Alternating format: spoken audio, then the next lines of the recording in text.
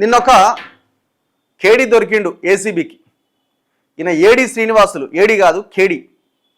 ఎట్లాంటి ఈ కేడి యొక్క లింకు మనం ఛేదిస్తే ఏసీబీ ఎంతవరకు చేస్తుంది అన్నది బయట పెట్టండి.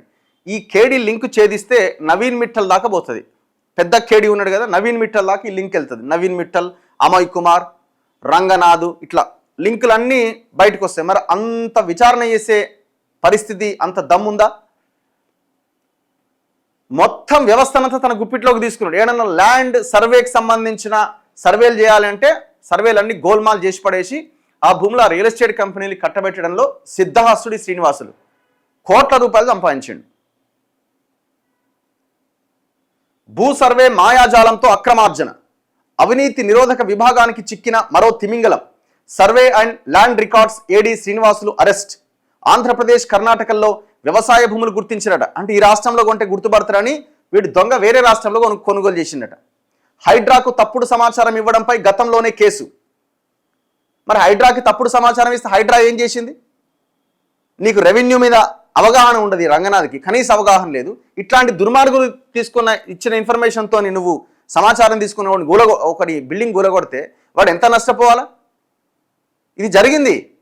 ఈ ఏడీ శ్రీనివాసులు ఇచ్చినటువంటి సమాచారంతో రంగనాథ్ ఏం చేసిండు? ఎర్రకుంట అనే బాచుపల్లిలో ఎర్రకుంట అనే చెరువు దగ్గర దాదాపు 2 ఎకరాల విస్తీర్ణంలో 3 బ్లాకులు 5 ఫ్లోర్లు.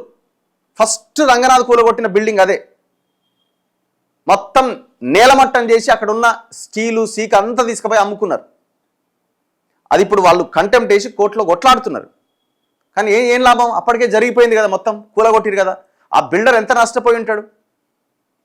తెలంగాణ వాడే.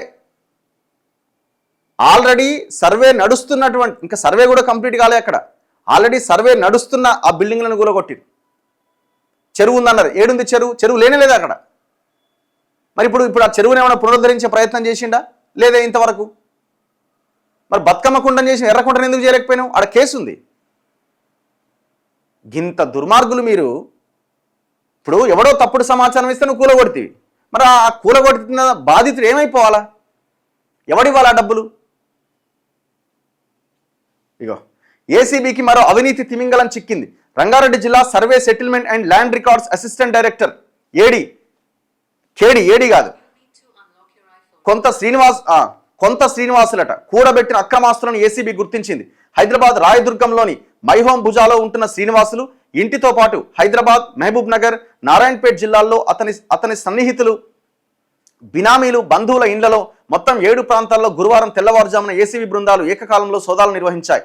రంగారెడ్డి కలెక్టరేట్లోని అతని కార్యాలయంలో కూడా సోదాలు జరిగినాయి.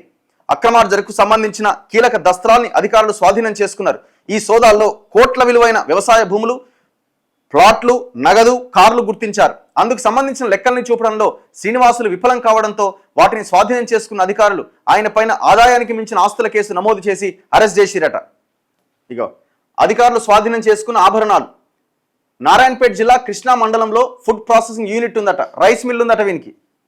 కర్ణాటకలో 11, ఏపీలో అనంతపురం జిల్లాలో 11 ఎకరాల వ్యవసాయ భూములు ఉన్నాయట. మహబూబ్ నగర్లో 4, నారాయణపేట జిల్లాలో 3 ప్లాట్లు ఉన్నాయట. 5 లక్షల నగదు, సుమారు 1.6 కిలోల అంటే దాదాపు 1.5 కిలోల బంగారు ఆభరణాలు, 770 గ్రాముల వెండి వస్తువులు, Kia Seltos vehicle, Innova Hycross car. వీని జీతం ఎంత? వీని కథ ఎంత? వీటి సంపాదన ఏంది చూడండి. ఎంతమంది అక్కడ ఉన్న రెవెన్యూ డిపార్ట్మెంట్, ఆ సర్వే డిపార్ట్మెంట్లో ఎంప్లాయీస్ కూడా వీడి వల్ల సఫర్ అయి ఉంటారు. శ్రీనివాసులు తన సర్వీసులో ఎక్కువగా ఉమ్మడి రంగారెడ్డి, మహబూబ్ నగర్ జిల్లాలోనే పనిచేశారు. తొలుత మహబూబ్ నగర్ జిల్లా కేంద్రంలో సర్వేయర్గా పనిచేసిన శ్రీనివాసులు అదే జిల్లాలో డిప్యూటీ ఇన్స్పెక్టర్గా విధులు నిర్వహించారు. అసిస్టెంట్ డైరెక్టర్ హోదాలో ఎక్కువగా ఉమ్మడి రంగారెడ్డి జిల్లాలో పనిచేశారు. ప్రస్తుతం రంగారెడ్డి జిల్లా అసిస్టెంట్ డైరెక్టర్గా ఉంటూనే మేడ్చల్, మల్కాజ్గిరి జిల్లాకి ఇన్ఛార్జిగా ఉన్నాడట. ఈ గవర్నమెంట్కి సిగ్గు లేదు? 2 సంవత్సరాల నుంచి వాడు ఒక వైపున దొంగ అని తెలిసిన తర్వాత ఏడీ హోదాలో ఉమ్మడి రంగారెడ్డి జిల్లాకు పనిచేస్తున్నాడు, మళ్ళీ ఇన్ఛార్జిగా మేడ్చల్, మల్కాజ్గిరి జిల్లాకు ఉన్నాడు. 2 జిల్లాలకు పనిచేస్తున్నాడు. సర్వే నెంబర్లు మార్చి చూపించడం, తప్పుడు సర్వే నివేదికలతో ప్రభుత్వ భూములు ప్రైవేట్ పరం చేయడం ద్వారా అక్రమాస్తులు కూడగట్టిండు. దీనికి తోడు గతంలో హైడ్రాకు తప్పుడు సమాచారం ఇచ్చారని ఇతనిపైన క్రిమినల్ కేసు కూడా ఉన్నది. నిజాంపేట్ మున్సిపాలిటీ పరిధిలో ఎర్రకుంట స్థలాన్ని ఆక్రమించి పలు నిర్మాణాలు చేపట్టేందుకు శ్రీనివాసులు సహకరించినట్లు గత ఏడాది హైడ్రాకు ఫిర్యాదు అందింది. దీనిపైన హైడ్రా సమాచారం అడిగితే తొలుత ప్రైవేట్ స్థలం అంటూ తర్వాత ప్రభుత్వానిదంటూ విరుద్ధమైన సమాధానం ఇచ్చిండు. ఎఫ్టీఎల్లో ఉన్న 3 భవనాలకు మినహాయింపు ఇచ్చినట్టుగా ఫిర్యాదులు అందినాయి. ఈ వ్యవహారంపై హైడ్రా కమిషనర్ రంగనాథ్ ఇచ్చిన ఫిర్యాదు మేరకు శ్రీనివాసులతో పాటు మరికొందరు అధికారులపైన సైబరాబాద్ ఆర్థిక నేరాల విభాగం గత ఏడాది ఆగస్టులో కేసు పెట్టింది. మరోవైపు తన అక్రమాలపైన జరిగే విచారణను ముందుకు సాగనీయకుండా ఒత్తిడి తీసుకురావడంలో దిట్ట అని శ్రీనివాసులకి పేరుందట. విషయం ఏంటంటే ఎర్రకుంట స్థలానికి సంబంధించి వాడు తప్పుడు రిపోర్ట్ ఇచ్చిండు, రంగనాథ్ కూలగొట్టిండు. రంగనాథ్ కూలగొట్టింది కూడా తప్పే, ఆయన మీద కూడా కేసు నడుస్తున్నది. వీళ్ళకి తెలియదు, ఈ పేపర్ వాళ్ళకు కూడా సరిగా కంటెంట్ తెలియదు, సబ్జెక్ట్ తెలియదు. అక్రమాలపైన విచారణను ముందుకు కూడా సాగనీయడట, అంత ఇన్ఫ్లుయెన్స్ చేయగలుగుతాడట. ఇప్పుడు ఈ ఏడి శ్రీనివాసులు వెనక నవీన్ మిట్టల్ 100% ఉన్నాడు. మరి ఆ నవీన్ మిట్టల్ దాకా బోద్దా ఇది?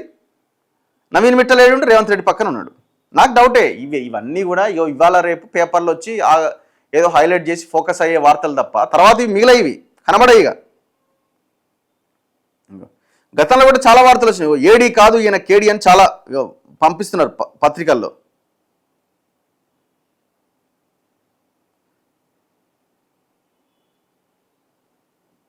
ఇక బాచుపల్లిలో అంటే ఇప్పుడు చెప్తున్న ఎర్రకుంటకు సంబంధించిన విషయంలో ఫస్ట్ ఏమో ఒరిజినల్ రిపోర్ట్ ఇచ్చిండు, ఇది ప్రైవేట్ ల్యాండ్ అని. సర్వే నెంబర్ 49 స్థలం 134 ఫిజికల్ పొజిషన్ మళ్ళీ రిపోర్ట్ మార్చి రంగనాథ్ను తప్పుదో పట్టించి కూల్చిపడేసిండు.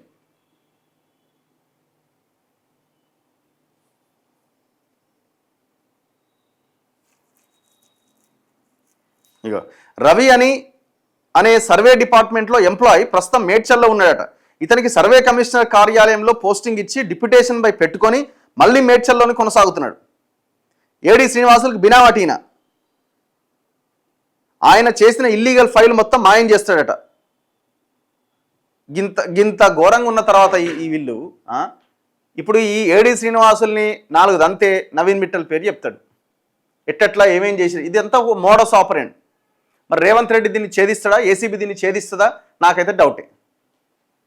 ఇట్లాంటి వాళ్ళు బొచ్చెడు మంది ఉన్నారు ఇంకా.